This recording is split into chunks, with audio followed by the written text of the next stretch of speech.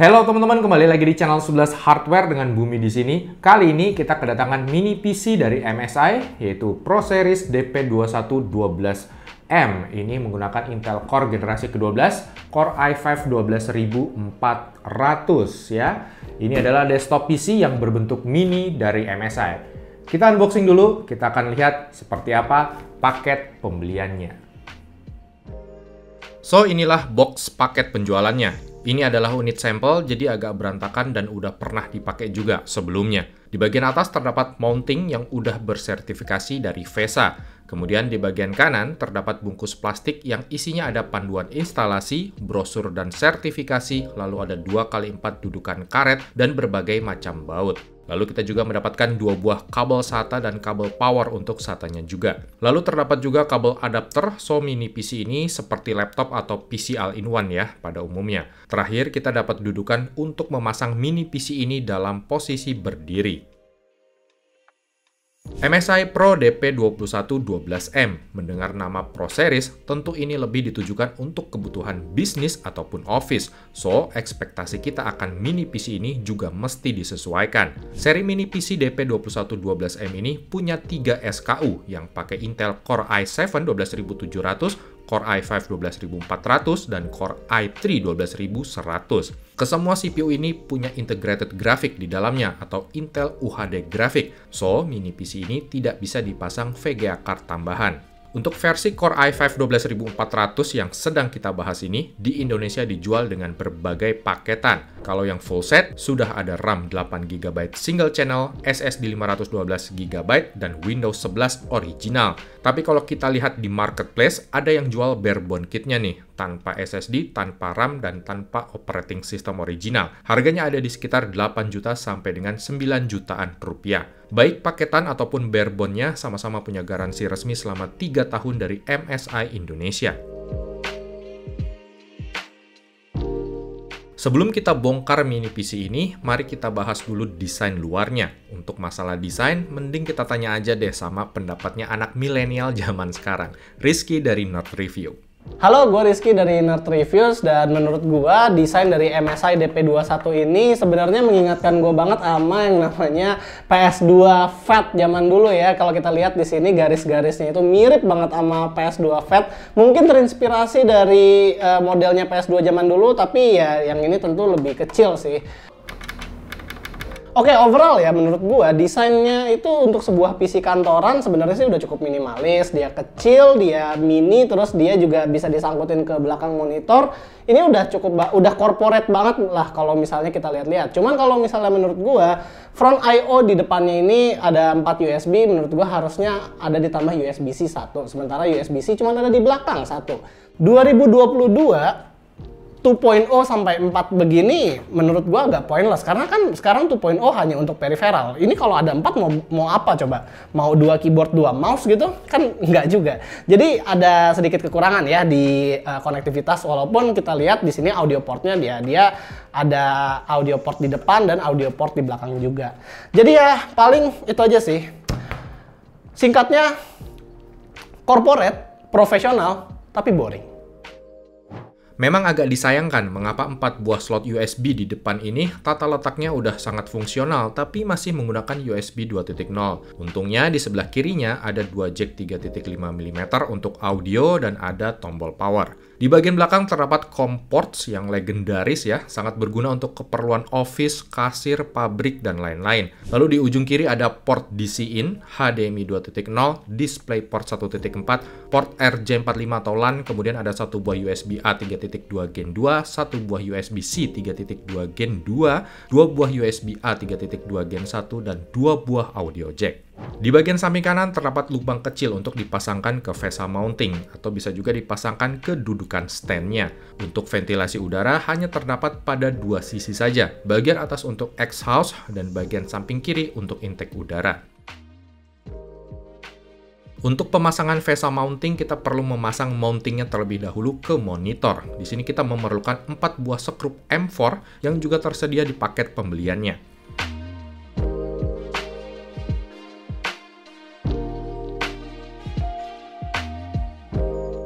Kami menggunakan monitor 27 inch dari MSI, yaitu MSI Pro MP273, monitor 27 inch dengan resolusi di 1920x1080 panel IPS, refresh rate-nya 75 Hz, support freezing, response time 5 ms, color gamut klaim pabrikannya di 100% sRGB, brightness 250 nits, dan terdapat sertifikasi blue light filter dari TÜV Rheinland. Monitor ini sendiri dibanderol di kisaran harga 2,4 juta rupiah. Next, kita akan lihat daleman dari mini PC ini. Sayang sekali, baut casingnya ini gampang dol, dan baut untuk memasang SSD SATA 2,5 inchinya juga gampang dol. So, pastikan teman-teman menggunakan ukuran obeng yang tepat. Ini masukan buat MSI ya, untuk memperbaiki kualitas baut-bautnya. Di sini kita akan melihat motherboard beserta prosesornya. Prosesornya ini menggunakan CPU cooler bawaan Intel yang lebih low profile dibandingkan dengan stok cooler Intel yang retailnya. Terdapat satu buah M.2 slot yang sudah terisi SSD 512GB M.2 NVMe dari WD. Kemudian terdapat dua buah slot SODIMM yang udah terisi satu keping RAM DDR4 3200. Kita bisa menambahkan satu keping RAM lagi supaya berjalan pada konfigurasi memori dual channel. Lalu terdapat satu buah TPM modul di dekat slot M.2 dan di sisi satunya terdapat satu buah Wi-Fi card.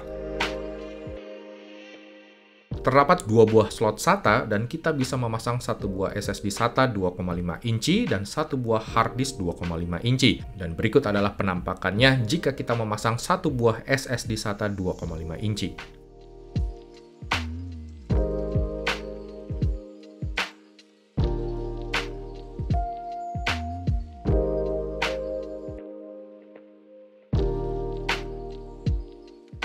Oke, langsung aja kita tes performanya. Kita lihat nih, iGPU Intel UHD 730 ini tuh bisa ngapain aja sih? Pertama, ini adalah screenshot CPU Z dan GPU Z-nya. Di sini kita menggunakan spek defaultnya yang pakai RAM single channel 8GB.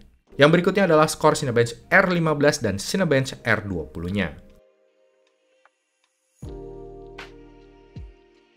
Lalu kita tes juga pakai Cinebench R23 10 menit throttling test. Bisa kita lihat Core i5 12400-nya memiliki power limit di 55 dan 80 watt atau lebih rendah dari spek bawaan dari Intelnya karena form factor PC ini yang mini. CPU package powernya sempat menyentuh 64 watt dan suhu CPU-nya juga mencapai maksimal 88 derajat Celcius. Kemudian clock CPU-nya rata-rata berada di kisaran 3,3 GHz all-core. Skor Cinebench R23-nya sendiri mencapai 9.800-an poin. Di 3D Mark Firestrike, kita mendapatkan grafik score di 2000-an poin. Angka segini tentu sangatlah rendah ya, so kita tidak bisa berharap banyak sama performa Intel UHD 730 ini, kecuali untuk main game-game yang ringan aja. Untuk pengujian game, saya coba pakai game eFootball PES 2021. Kita mesti turunin resolusinya ke 1680x1050 pixel, settingan grafik low dengan VSync disable. Terlihat bagaimana clock speed ketika ngegame bisa lebih tinggi dan stabil dibandingkan ketika kita menjalankan Cinebench R23 yang pakai instruksi FVX. Di sini kita hanya mendapatkan rata-rata FPS di 50 FPS aja dan suka drop ke 40-an FPS terutama ketika sedang replay atau cinematic view.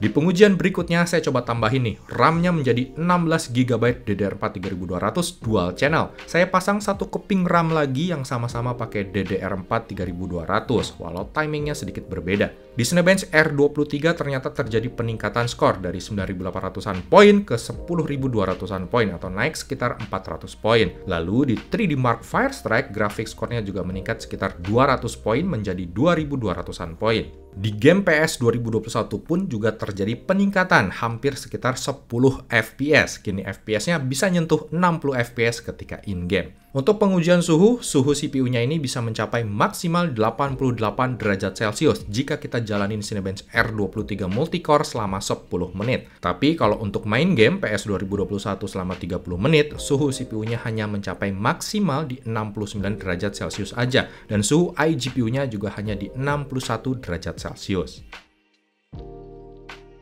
Kesimpulannya, MSI Pro DP2112M ini bisa jadi referensi baru untuk sebuah mini PC yang dapat digunakan dalam berbagai kebutuhan. Sejatinya, mini PC MSI DP21 ini dikhususkan untuk keperluan office dan bisnis. Namun, setelah kami tes, ternyata mini PC ini juga cukup kekinian untuk dipakai secara kasual di rumah. Tinggal masalah harga aja nih. Di marketplace, casing plus CPU plus Mobo ini ada di kisaran 8 sampai dengan 9 juta rupiah, belum sama SSD dan RAM dan Windows. Semoga data-data yang kami sajikan ini bisa bermanfaat dan bisa menjadi bahan pertimbangan buat teman-teman yang lagi nyari office mini PC berbasiskan Intel Core generasi baru. Demikian video dari kami. Jangan lupa untuk subscribe channel 11 Hardware bagi yang belum subscribe, join komunitas kami di Discord ataupun grup Facebook untuk tanya-tanya ataupun diskusi, dan sampai jumpa lagi di video kami yang berikutnya.